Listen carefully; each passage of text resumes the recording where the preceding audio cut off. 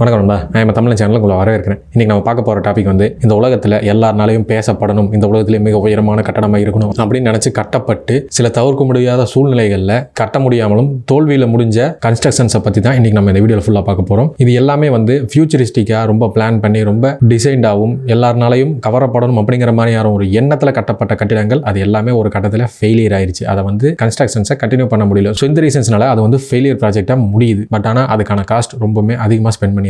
அப்படி கட்டப்பட்ட 3 கன்ஸ்ட்ரக்ஷன்ஸை தான் இன்னைக்கு நம்ம இந்த வீடியோவில் பார்க்க போகிறோம். இன்ஃபேக்ட் இது எல்லாமே வந்து ரொம்ப ப்ரெஸ்டீஜியஸாக, ரொம்ப ஃபியூச்சரிஸ்டிக்காக, அதுக்குன்னே தனித்துவமான ஒரு சில டிசைன்ஸோட தான் இந்த கன்ஸ்ட்ரக்ஷன்ஸ் வந்து கட்டியிருக்காங்க. பட் இருந்தாலும் அது வந்து ஃபெயிலியர் ஆகிருக்கு. ஸோ அதை பற்றி எல்லாத்தையும் டீட்டெயில்டாக கம்ப்ளீட்டாக இந்த வீடியோவில் ஃபுல்லாக பார்க்க போகிறோம். இந்த வீடியோ வந்து ரொம்ப இன்ட்ரெஸ்டிங்காக இருக்கும். இந்த இடத்துல வந்து ஸ்கிப் பண்ணாம பாருங்க. அதுக்கு முன்னாடி நம்ம சேனலுக்கு இப்போ ஃபஸ்ட் டைம் வந்திருக்கீங்க, நம்ம சேனலை சப்ஸ்கிரைப் பண்ணுங்க. சப்ஸ்கிரைப் பண்ண கையோட ஆளுங்க நோட்டிஃபிகேஷன் கொடுத்து வச்சுக்கோங்க. அப்போ தான் நம்ம போடக்கூடிய எவ்ரி வீடியோஸ் நோட்டிஃபிகேஷன் உடனுக்குடன் வந்து சேரும். நீங்களே அந்த வீடியோ மிஸ் பண்ண பார்க்க முடியும். ஸோ இப்போ வாங்க வீடியோக்குள்ள போகலாம்.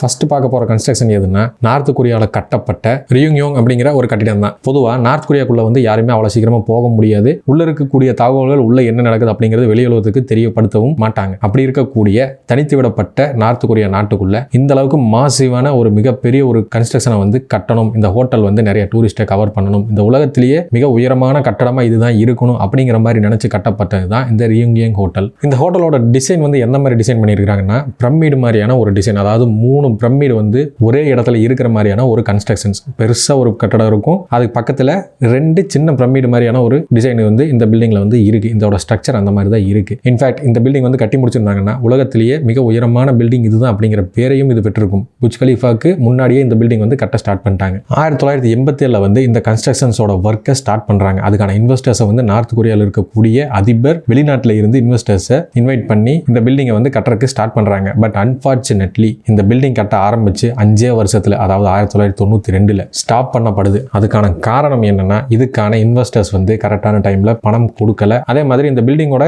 கன்ஸ்ட்ரக்ஷன் ஒர்க்கும் ரொம்ப எக்ஸ்பென்சிவா இருந்திருக்குது. 1987 அப்படிங்கிறப்ப இந்த கன்ஸ்ட்ரக்ஷனுக்கு இவ்வளவு மாசிவான ஒரு எக்ஸ்பென்ஸ் வந்து ரொம்பவே ஜாஸ்தி அப்படிங்கிற மாதிரி யோசிச்சு அதை விட்டுட்டாங்களா என்னன்னு தெரியல. பட் 1992 இந்த பில்டிங்கோட ஒர்க் ஸ்டாப் பண்ணப்படுது. அந்த டைம்ல இந்த பில்டிங் வந்து பாதி வேலை முடிஞ்ச நிலையில தான் நிறுத்தியிருக்காங்க. ஆனாலும் நார்த் கொரியா வந்து இந்த ப்ராஜெக்டை டிராப் பண்றதுக்கு கொஞ்சம் கூட விருப்பப்படல.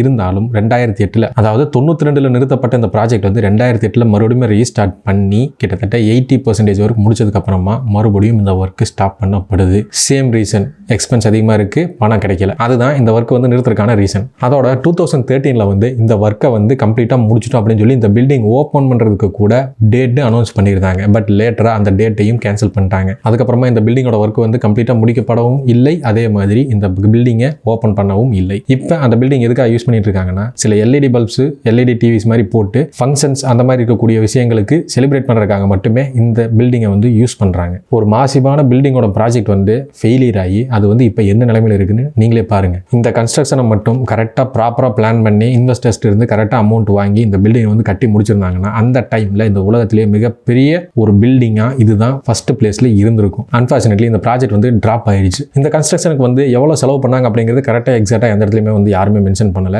அதனால வந்து எவ்வளவு செலவாயிருக்குது, இன்னும் எவ்வளவு செலவு பண்ண வேண்டி இருக்கு அப்படிங்கிற எந்த டீட்டெயிலுமே தெரியல. பட் இருந்தாலும் இந்த பில்டிங் நம்ம பார்க்கும்போதே தெரியும் இதுக்கு வந்து நிறைய செலவு தான் பண்ணியிருப்பாங்க அப்படின்னு சொல்லி. ஆனா இந்த செலவுகள் அத்தனையும் வீணா கிடக்கு. இந்த கன்ஸ்ட்ரக்ஷனை பத்தி நீங்க என்ன நினைக்கிறீங்க அப்படிங்கிற கமெண்ட் செக்ஷன்ல சொல்லுங்க. இப்போ நம்ம அடுத்து பார்க்க போறது புர்ஜ் அல் பாபாஸ் அப்படிங்கிற துருக்கியில் இருக்கக்கூடிய ஒரு கைவிடப்பட்ட ரோ ஹவுஸ் மாதிரி கட்டப்பட்டு, இந்த பில்டிங்ஸ் எல்லாம் பாத்தீங்கன்னா ஹாரி பாட்டர் படத்துல வர மாதிரியே இருக்கும். ஸோ அந்த மாதிரி டிஃப்ரெண்டா லக்ஸரியா கட்டப்பட்ட ஹவுசஸ் கைவிடப்பட்ட நிலைமையில இருக்கு. சொன்னா நம்ப மாட்டீங்க, கிட்டத்தட்ட 732 வீடுகள் ஒரே மாதிரியான டிசைன்ல 3 மாடிகளா ஒவ்வொன்றுமே தனித்துவமான டிசைனோட மாசிவா கன்ஸ்ட்ரக்ட் பண்ணப்பட்ட ப்ராஜெக்ட் தான் இந்த ப்ராஜெக்ட். இந்த வீடுகள் எல்லாமே ஒரே மாதிரியான வீடா இருக்கணும் அப்படிங்கிற மாதிரி யோசிச்சு கட்டப்பட்டது தான் இந்த கன்ஸ்ட்ரக்ஷன். அதோட இதுல ரொம்ப ஸ்பெஷலான விஷயங்கள் என்னென்ன ஆட் பண்ணியிருக்காங்கன்னா, துருக்கி பாத் இதுல ஆட் பண்ணியிருக்காங்க. அதோட பெரிய ஹால், 3 மாடி கட்டடம், ஒவ்வொன்றுமே வந்து கிட்டத்தட்ட $3 மில்லியன் வரைக்கும் விலை போகக்கூடிய அளவுக்கு ரொம்ப மாசிவா கட்டப்பட்டது தான் இந்த ப்ராஜெக்ட். சிம்பிளா சொல்லணும்னா, துபாயில் வந்து இந்த மாதிரி நிறைய வீடுகள் நீங்க வந்து கேள்விப்பட்டிருப்பீங்க. நிறைய வீடுகள் வந்து கட்டியிருப்பாங்க. ஃபாரின்ல இருக்கவங்க கூட அங்க வந்து வீடுகள் வாங்கலாம், அந்த வீட்டை வந்து வாடகை கொடுத்து அவங்க வந்து சம்பாதிச்சிக்கலாம். அந்த மாதிரி வந்து நிறைய சலுகைகள் துபாயில பண்ணிட்டு இருக்காங்க. அதே மாதிரியான ஒரு கான்செப்ட் தான் இங்க துருக்கியில பண்ணணும் அப்படின்னு சொல்லி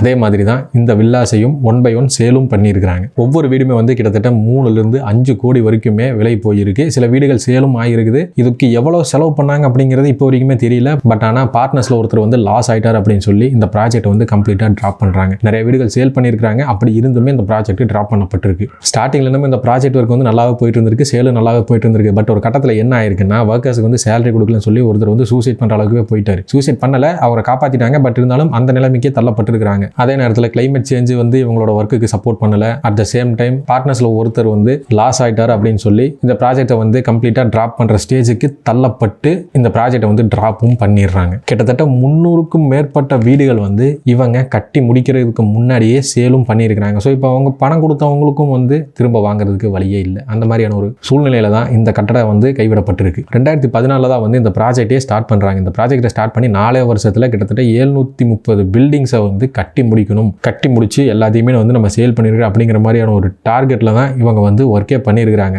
அதனால 2015 இந்த ப்ராஜெக்ட் வந்து ஸ்டாப் பண்ணப்பட்டுருச்சு. இந்த ப்ராஜெக்டோட எக்ஸாக்ட் காஸ்ட் என்னன்னு இப்போ வரைக்கும் தெரியல. பட் இது ஒரு மாசிவான ஒரு காஸ்ட்லியான ஃபெயிலியர் ப்ராஜெக்ட் தான். இப்போ கூட இந்த ப்ராஜெக்டை மறுபடியும் ஸ்டார்ட் பண்றதுக்கு வேறு சிலர் வந்து முன் வந்தாங்க. பட் இருந்தாலும் இந்த ப்ராஜெக்ட் வந்து ஸ்டார்ட் பண்றதுக்கு கவர்மெண்ட் அலோவ் பண்ணல. நீங்க பாத்தீங்கன்னா உங்களுக்கே தெரியும் அந்த வீடு வந்து எவ்வளவு அழகா இருக்கு அப்படின்னு சொல்லி. அந்த வில்லாஸ் எல்லாம் பார்க்கும்போது அவ்வளவு அழகா டிசைன் பண்ணப்பட்டு ஒவ்வொன்றுமே ரொம்ப ஃபியூச்சரிஸ்டிக்கா இல்லாத விஷயங்கள் சிலதை ஆட் பண்ணி தான் இந்த பில்டிங்கே கட்டி இருக்கிறாங்க. இப்படி இருக்கக்கூடிய இந்த ப்ராஜெக்டை மறுபடியும் ஏன் ரீஸ்டார்ட் பண்றதுக்கு அந்த கவர்மெண்ட் வந்து ஓகே சொல்ல மாட்டேங்கிறாங்கன்னு தெரியல. இப்போ நம்ம அடுத்து பார்க்கக்கூடிய ரொம்ப ஃபியூச்சரிஸ்டிக்கான ஃபெயிலியர் கன்ஸ்ட்ரக்ஷன் எதுன்னா UFO பில்டிங்ஸ். அதாவது இந்த ஏலியன்ஷிப் அப்படின்னு சொல்றது இந்த ரவுண்டா பறக்கும் தட்டுகள் மாதிரி இருக்கும், நீங்க கேள்விப்பட்டிருப்பீங்க. அந்த மாதிரி இருக்கக்கூடிய டிசைன்ல கட்டப்பட்டது தான் இந்த வீடுகள். இந்த கன்ஸ்ட்ரக்ஷன் வந்து எங்க கட்டியிருக்காங்கன்னா தைவான்ல ரிப்பப்ளிக் ஆஃப் சைனா அந்த இடத்துல தான் இந்த பில்டிங்ஸை வந்து கட்டி இருக்கிறாங்க. ஒரு சிலது கட்டி இருக்கிறாங்க, அதுக்குள்ளேயே வந்து சில பிரச்சனைகளால இதை நிறுத்திட்டாங்க. இந்த UFO வீடுகள் அப்படிங்கிறது, இந்த UFO அப்படின்னா அன்ஐடென்டிஃபைடு ஃப்ளையிங் ஆப்ஜெக்ட், அந்த மாதிரியான டிசைன்ல தான் இந்த பில்டிங்கை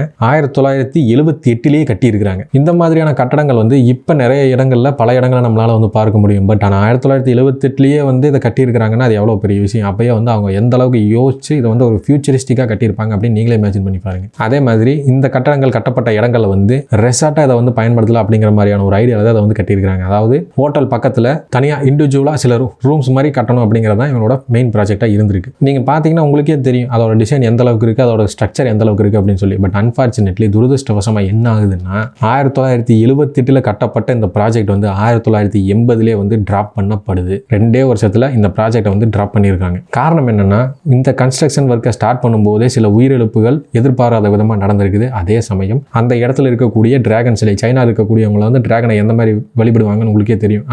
அங்க வந்து அந்த அளவுக்கு பிரஸ்டீஜியஸா வைக்கப்பட்ட ஒரு டிராகன் சிலை வந்து விரிசல் விட்டுருக்கு. அதுவும் ஒரு காரணம். அதோட இன்னொரு காரணம் என்ன சொல்றாங்கன்னா UFO பில்டிங் கட்டப்பட்ட அந்த இடம் வந்து டச்சுக்காரங்களோட மையான பூமியா இருந்த இடம் அப்படிங்கிற மாதிரியான ஒரு விஷயத்தையும் சொல்லி, ஸோ இந்த காரணத்தினால தான் வந்து இந்த UFO பில்டிங்கோட கன்ஸ்ட்ரக்ஷன் ஒர்க்கையும் இதோட இந்த ப்ராஜெக்டையுமே வந்து அங்க இருக்கக்கூடிய மக்களோட எதிர்ப்பால உயிரிழப்புகள் நடந்தது காரணத்தினாலையும் அந்த ப்ராஜெக்டை வந்து டிராப் பண்றாங்க. அதுக்கப்புறம் எத்தனையோ தடவை வந்து இந்த ப்ராஜெக்டை ரீஸ்டார்ட் பண்றதுக்காக கவர்மெண்ட் அப்ரோச் பண்ணிருக்காங்க. பட் அது எல்லாமே ஃபெயிலியர் ஆயிடுச்சு. அதுக்கப்புறமா ஒரு சின்ன டூரிஸ்ட் பிளேஸ் மாதிரி கூட இந்த இடத்த வந்து யூஸ் பண்ணிட்டு இருந்திருக்காங்க. பட் ஆனால் அதுவுமே வந்து 2010 வரைக்கும் தான் நடந்திருக்கு. ஒரு சின்ன டூரிஸ்ட் பிளேஸா 2010 வரைக்குமே தான் இந்த பில்டிங்ஸை வந்து பார்க்க முடிஞ்சிருக்கு. 2008 என்ன ஆகுதுன்னா UFO பில்டிங்ஸை வந்து கம்ப்ளீட்டா இடிச்சிட்டு அந்த இடத்துல வந்து ஒரு ரெசார்ட்டோ ஒரு ஹோட்டலோ கட்டணும் அப்படிங்கிற மாதிரியான ஒரு ஆர்டரை வந்து கவர்மெண்ட் பாஸ் பண்ணுது. பட் இருந்தாலும் அங்க இருக்கக்கூடிய மக்கள் ஒரு சிலர் என்ன சொல்றாங்கன்னா இதுல ஒரு பில்டிங்காவது, அங்க வந்து சில பில்டிங்ஸ் இருந்துச்சு, அதுல ஒரு பில்டிங்கையாவது கண்காட்சி பொருளாவோ இல்ல ஒரு சின்ன பார்க் மாதிரியாவோ யூஸ் பண்ணலாம். இந்த பில்டிங் வந்து ரொம்ப ஃபியூச்சரிஸ்டிக்கான பில்டிங், இது வந்து ஒரு தனித்துவமான ஒரு கட்டடம், இதை வந்து நம்ம பாதுகாக்கலாம் அப்படிங்கிற மாதிரி ஒரு கேஸும் போட்டிருக்காங்க. பட் இருந்தாலும் அது எதுவுமே செல்லுபடி ஆகல. அது எல்லாத்தையும் உடைச்சிட்டு 2010 இந்த கன்ஸ்ட்ரக்ஷன்ஸ் UFO பில்டிங்கை இடிச்சு தரமட்டமாக்கிட்டாங்க. 1978 வந்து இந்த அளவுக்கு ஃபியூச்சரிஸ்டிக்கா ஒரு பில்டிங்கை தைவான்ல இருக்கக்கூடியவங்க கட்டியிருக்காங்கன்னா அவங்க எந்த அளவுக்கு அதுக்கு எஃபோர்ட் போட்டிருப்பாங்க, எந்த அளவுக்கு இந்த ப்ராஜெக்ட்ல வந்து கான்சன்ட்ரேட் பண்ணியிருப்பாங்க அப்படின்னு சொல்லி நீங்களே இமேஜின் பண்ணி பாருங்க. அப்படி இருக்கக்கூடிய பில்டிங்ல ஒன்னையாவது அவங்க விட்டு இருந்தாங்கன்னா நல்லா இருந்திருக்கும். பட் ஆனால் அவங்க அதை செய்யலை, கம்ப்ளீட்டாக எல்லாத்தையுமே இடிச்சு தரமட்டமாக்கிட்டாங்க. ஸோ இந்த வீடியோவை பொறுத்த வரைக்கும் இந்த உலகத்தில் ரொம்ப காஸ்ட்லியாக கட்டப்பட்டு ஃபெயிலியரான